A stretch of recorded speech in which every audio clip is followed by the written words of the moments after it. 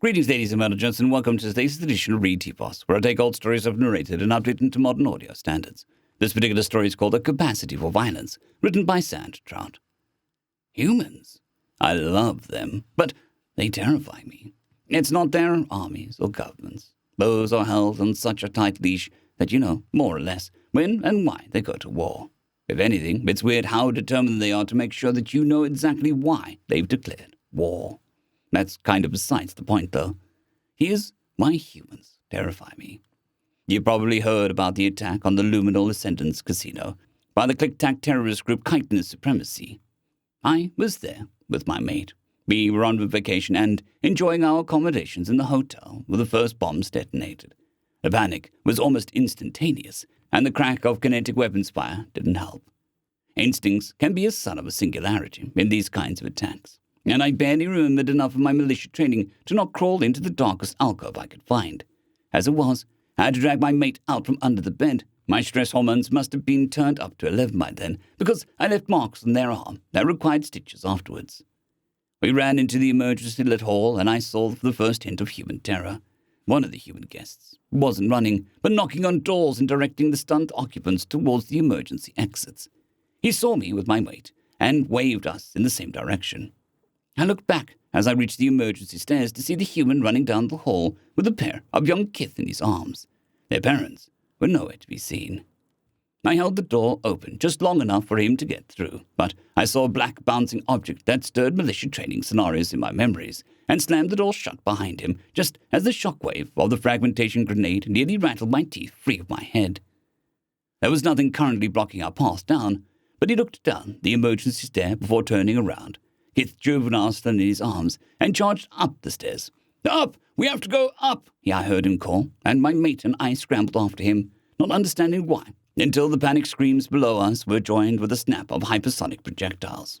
Once on the roof, my mate and I paused to catch our breath, but the human only stopped to set down the waiting juveniles and break off a loose bit of metal framework before heading back down into the stairwell. I was about to join him in his apparent rush to glorious death, but he held out a hand to stop me. "Take care of those two kids. I've got friends down there waiting for me." This snapped me out of my hormone-fueled haze. Of course, this human probably was military special forces or something that was on leave. How else, other than through thorough conditioning, could he be thinking so clearly in a life-and-death situation? So I obeyed and stayed up on the roof, helping more survivors and keeping them away from the edges of the roof. I didn't think that there were any more attackers that might be shooting up at anyone who peeked over the edge.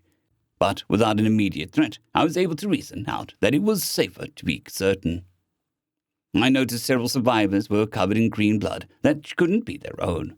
Last I saw a pair of humans carrying up the human that had left me up on the roof. His legs were apparently bleeding from compound fractures below the knee, but he was conscious and still gripping his makeshift club, which was now covered in green ichor. He screamed as they finally set him down and called on the others to bar the door. I was one of the few that had enough mental coherence to respond, and we quickly had the door barricaded. I wouldn't stop a gunshot, but it would slow down anyone trying to get through. So they would be firing blind at least. Once that task was completed, I turned to the trio of humans, who I now noticed also wielded bloody improvised weapons. One was a male and had apparently acquired a fire axe that he had put to good use, and the female held what I could only guess was a broken glass bottle that was completely obscured by gore. I noticed that she was covered in red blood, but she showed no apparent wounds herself. The apparently unwounded pair were wrapping a belt around the leg of the human I was currently mentally labeling club in lieu of a proper name. I later learned that this is called a tourniquet and involves cutting off all the blood flow to the limb. No, this is not terrifying. First aid varies wildly between species, and I've heard of strange and necessary actions for trauma. We huddled up there for what seemed like hours, but couldn't have been more than a few minutes before the local authorities arrived. Right about then is when the banging on the barricade door started. We sorted out that was the click-tacks attacking and slaughtering anyone and everyone they could find, not that the fact reassured anyone. Thus, the spurred individuals that judged they could climb down started scaling the structure, even as the fire ladders were being raised. I hesitated, looking to the humans who had dragged Club to the edge of the roof before returning to either side of the door, waiting for the first poor son of a singularity to come through. "Go!" Axe commanded me. The snap of kinetic slugs through the air rang out as the escape ladder was raised to our position, and Bottle and Axe urged me to help get people down. The barricade was coming loose, and once the door had creeped open far enough, Axe brought his weapon down on something that clattered in pain like a wrench in a jet turbine, and several shots cut through the wall just as Axe retreated. My mate was already on the way down, and I was helping the paramedic with club when the click-tacks finally broke through. I saw Axe and Bottle offer me only a nigh instantaneous glance before they charged into the oncoming arthropod terrorists. Bottle tackled one, driving it back into the others, while simultaneously lodging her broken bottle into the soft spot of its neck. Axe brought his blade down on an overhead strike that split his cranium of another. "Run!" I heard Axe cry as they laid into the attacks more, taken aback by the proximity of the human threat, rather than the reality of a fire axe and broken bottle against massed accelerators. I finally flung myself onto the rescue ladder, and my last sight of the pair was Axe's torso being splattered by a burst of kinetic accelerator fire, and Click-Tack's desperately pulling a Bottle, who was stabbing anything and everything, too deep in the midst of her enemies for them to risk shooting. Still, for all her fury, she did not survive being outnumbered with only an improvised weapon. Police marksmen covered the escape of those of us who were still lowering ourselves on the ladders, as several click-tacks came up to the edge of the roof once they had ensured those two heroic humans were dead. Once I verified my mate was safe and relatively unharmed, I sought our club and found the emergency triage camp. His wounds were apparently considered non-immediately life-threatening, and there were too few ambulances for the number of casualties. "Thank you so much," I offered, knowing that it was pitiful recompense for what he had done. He nodded and then asked, "Brick and Anna?"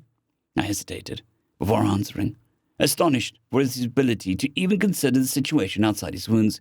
"They did not make it." "Son of a bitch," he muttered as he closed his eyes. "What military were they with?" I asked in turn. He looked at me blankly for a long moment before responding with a question of his own. "Military? You three are military, right?" I assumed. I trailed off, feeling strangely awkward considering we'd just survived a mass murder. "What? Fuck no. No, we're software engineers here at SimCon," he stated, referring to the Simulated Intelligence Convention that was being held at the casino. "Well, Anna was a tech in the Navy, but it wasn't like she was a Marine or something." "Oh," was all I could think to say. "They saved us back there. They died so that we could escape." I hoped that he would be consoled, knowing his friends died well. Then he glared at me in a way that I could read the anger and sorrow in spite of any differences in his body language between our species. "Don't fucking tell me that."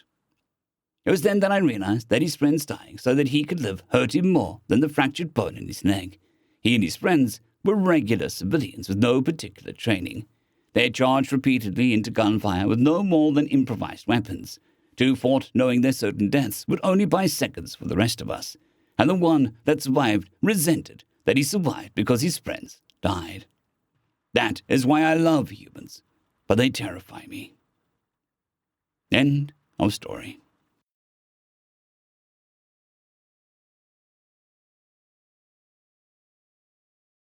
I'd greatly like to thank our Tier 5 channel members, Casper Arnholt, John Creighton, Manatharia, 050, Dragzoon WRE, and Elijah Silvercross. Thank you very much.